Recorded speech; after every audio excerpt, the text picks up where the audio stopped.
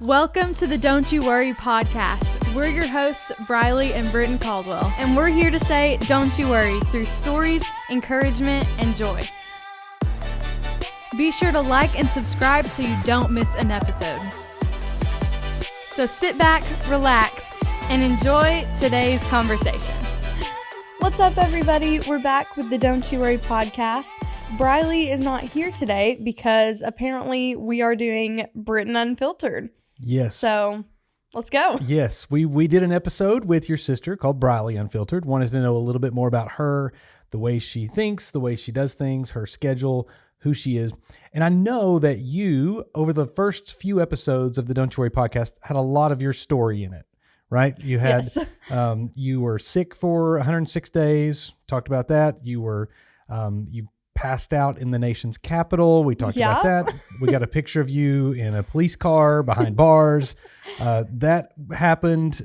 You had tons of push-ups you did. We heard a lot about that in the first few episodes of the Don't You Worry podcast, but we wanted to know more about you.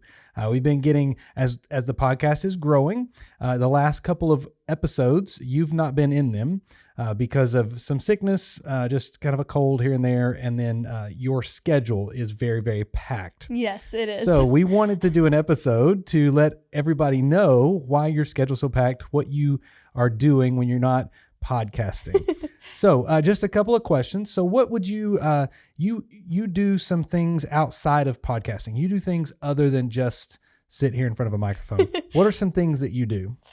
Let's see. I mean, I obviously go to school. I'm a full-time student right now, freshman year of high school. Still getting used to that, even though we're pretty far in. Yeah. It's actually going by really fast, which is crazy.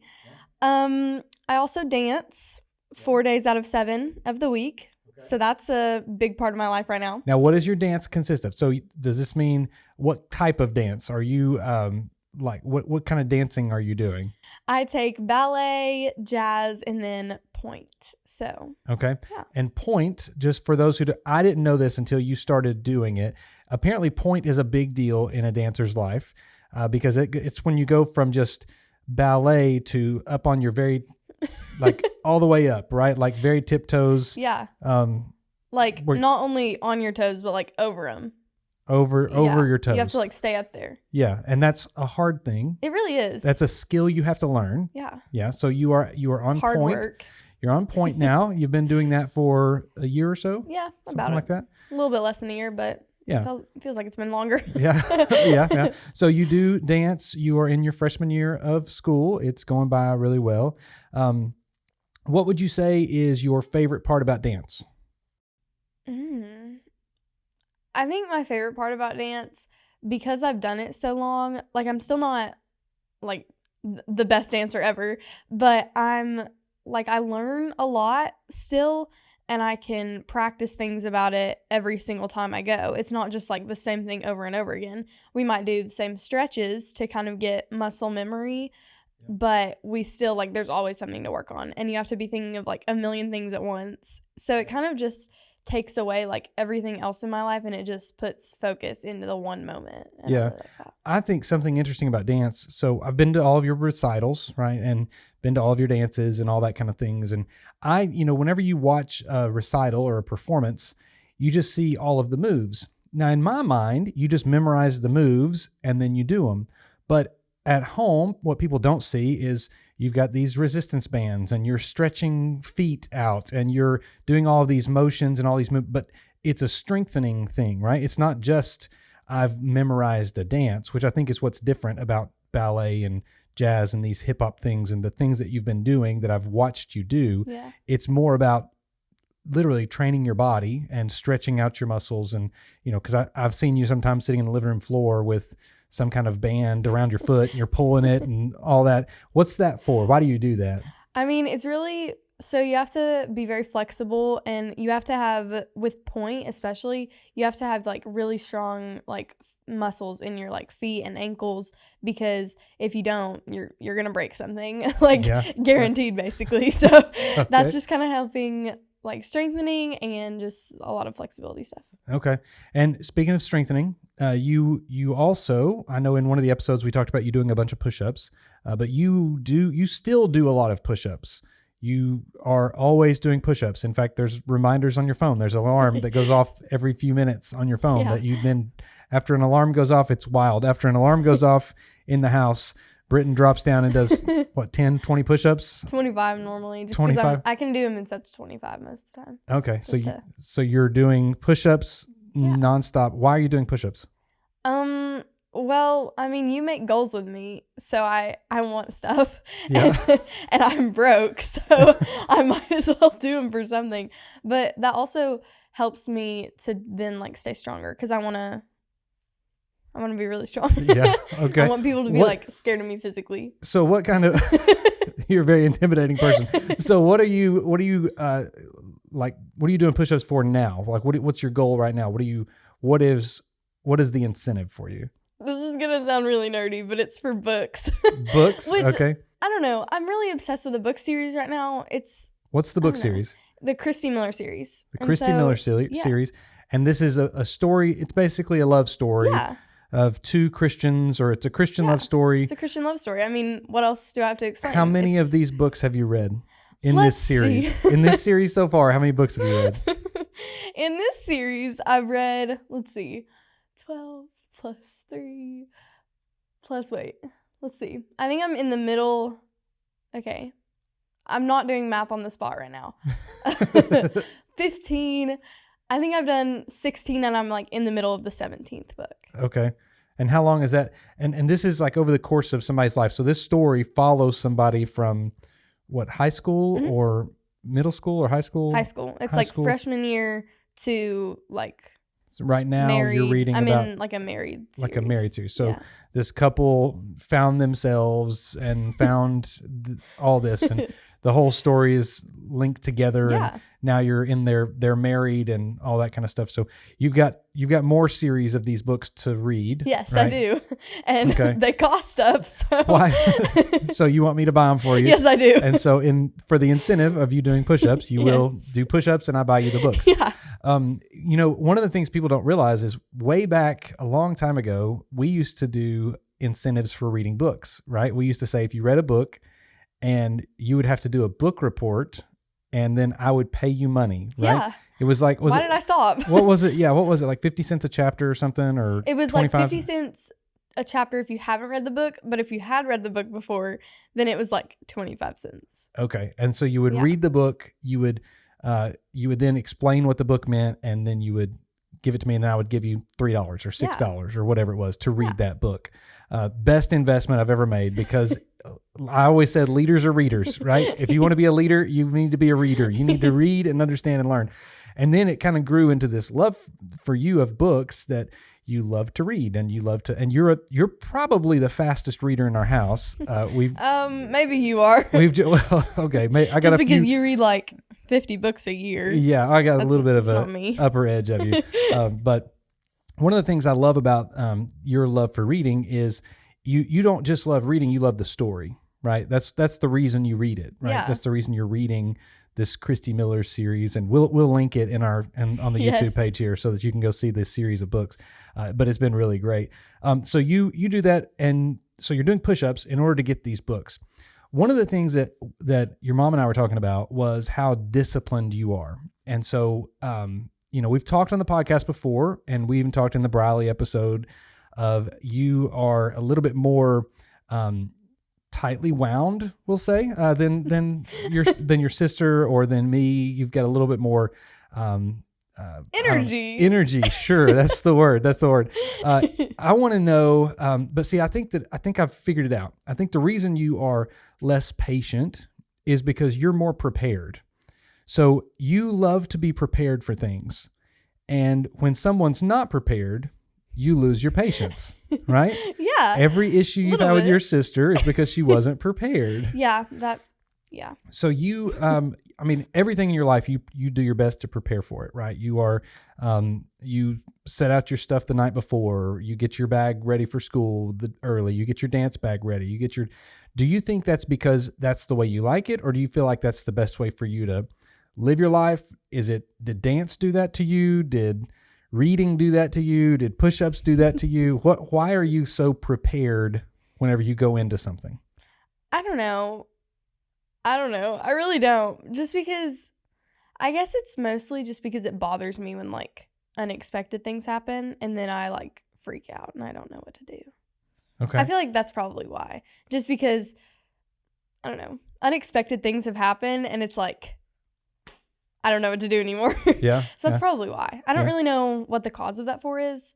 Maybe like a dance recital kind of thing, just because, you know, you have to be prepared so much for the recital. And then if you forget a move on stage, you're freaking out and you don't know what to do next. Right. So, Yeah. Okay. So you know your moves and you got to Yeah. make sure everything's. Have you ever? I want to ask this question just because I can. oh gosh. And have you ever made a mistake in dance during a performance or a recital? Yeah. How? So here's the thing. I don't remember it or I don't know it. So because I'm not sure, because I didn't know what it was supposed to look like, right? Yeah, So that's always good. So the audience doesn't know. How do you feel whenever you trip up in a dance move or something? I don't know. It's almost a part of me freaks out, but then I'm like, okay, just move on. But sometimes I'll be like on the wrong foot, or my previous dance recital, my hairpiece fell out on stage and I did see that. I was like, there it goes. Oh well. Yeah. Just keep dancing. Like it was falling back on my head. So there would be one point we like went, like our head went forward. So I was like bobbing it down, but it didn't help. Yeah. So. Yeah. Is there, so you dance at a pretty big studio. There's a lot of dancers there. Yeah. Do you have pretty close friends in your dancing, or are you all just there to dance? There's good relationships. It's kind of like everybody knows who everybody is, basically. Mm-hmm. And we're like, none of us are mean to each other, but it's almost like there's specific like little groups of people.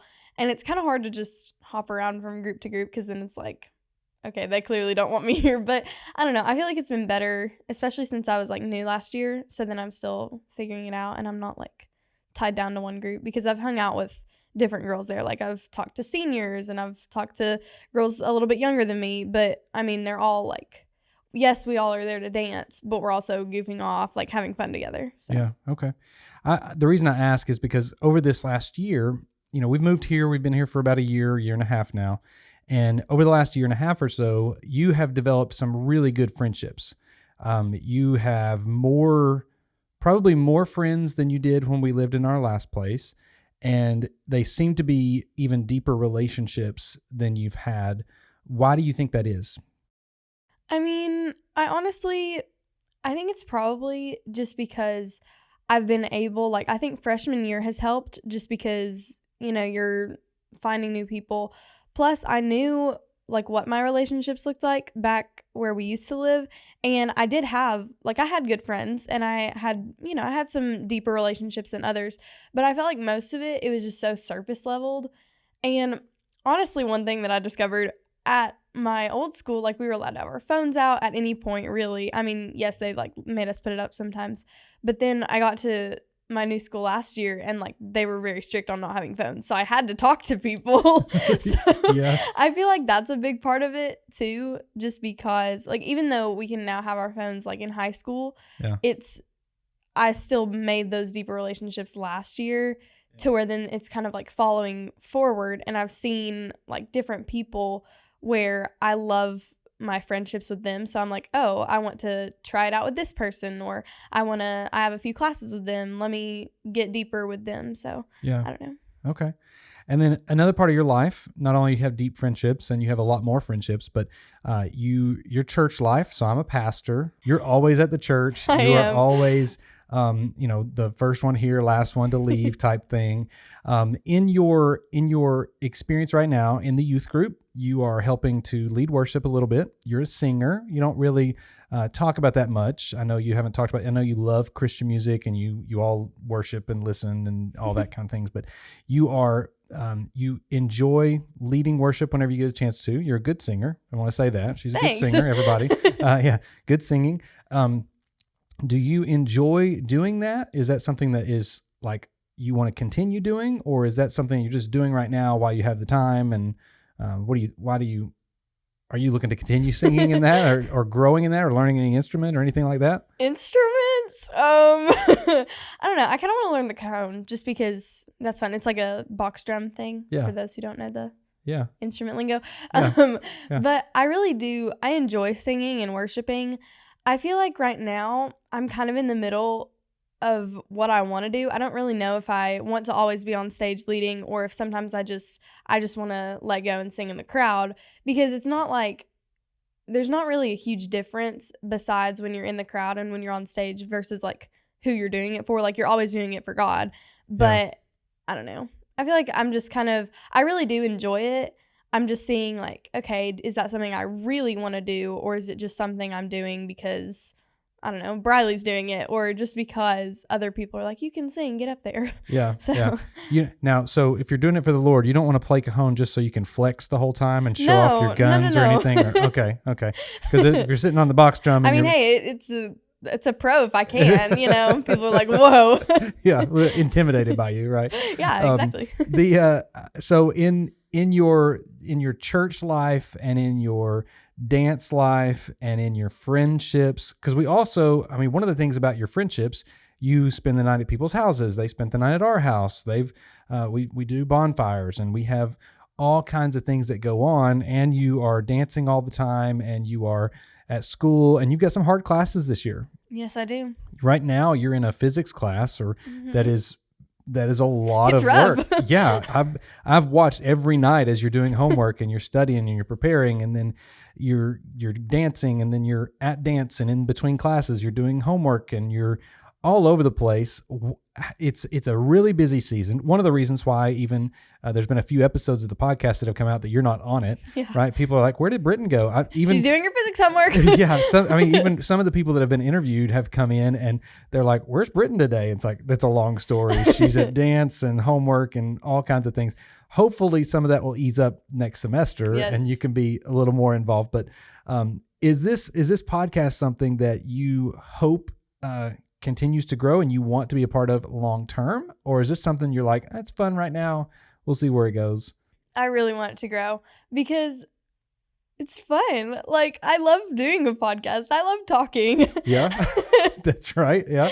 But I don't know, I also want to reach a bunch of people with this because I'm not a quitter, and I don't want to just start something, have all the equipment, have our fancy sign, like all the things for it, and then just be like, no, I don't want to do it. Yeah. Like, that's lame. Yeah. Nobody wants to be friends with me then. Right. Yeah. Nobody wants to be friends with a quitter. No. Right? That's right. Why would you even do that? Yeah. So, okay. Yeah. I'm just curious. I just thought I'd ask you on camera.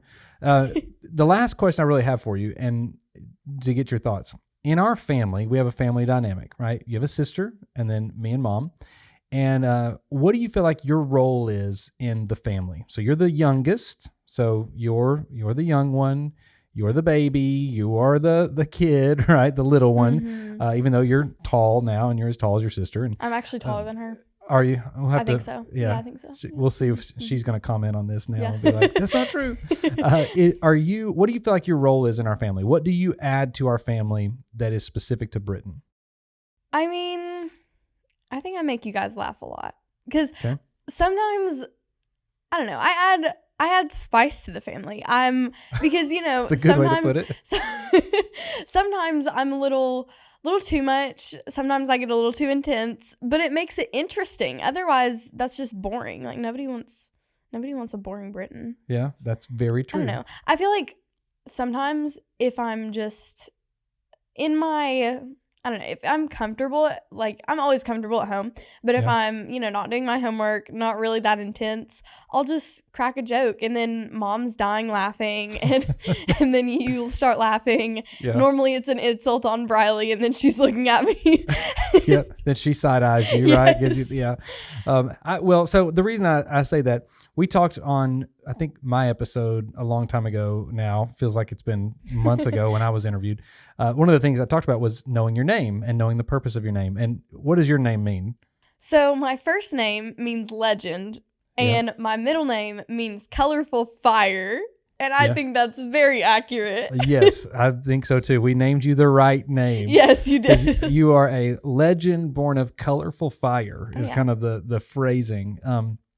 Do you feel like that is that embodies you? Do you feel like that's something of who you are? Yeah, I mean, a lot of people have told me, they're like, I've never had a friend like you. And one of my friends back from where we used to live, she was texting me almost, I think it was like the summer after we moved, and she was like, I cannot compare you to anybody because like you just left a lasting impact on my life. And that was really like, I clearly am a legend. Like, I don't know. I think a bunch of my old elementary school teachers could say the same. Yeah, True, maybe they could. True. Maybe they couldn't. I don't know. Yeah. Maybe they're like, she was the worst student ever. I never want to see her again.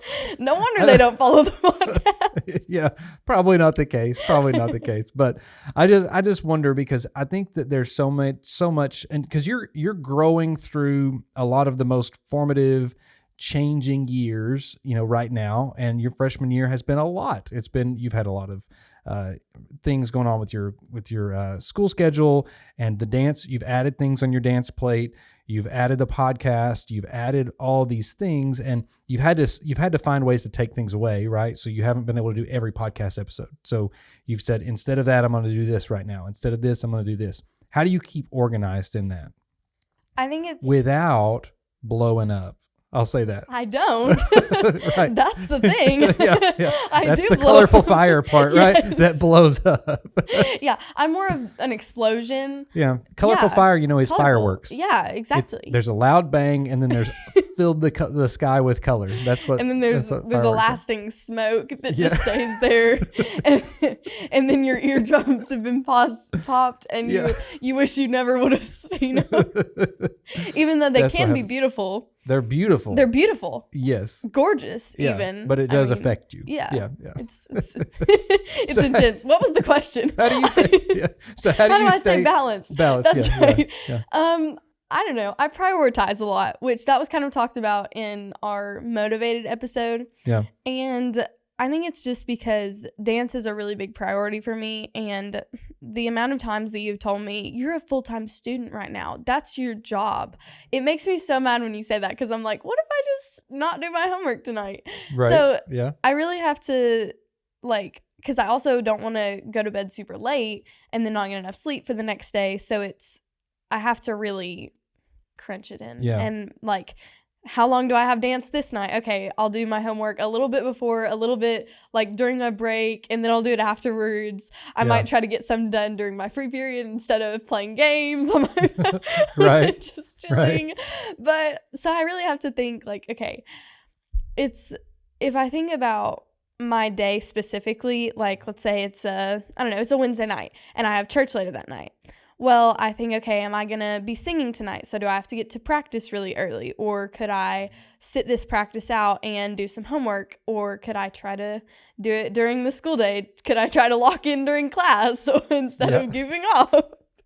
I really have to think about each day specifically and think, okay, what do I have after school? What do I have during school? Is there a class that maybe I'm not doing much? So, I don't know. I try to keep it balanced. Sometimes it doesn't work.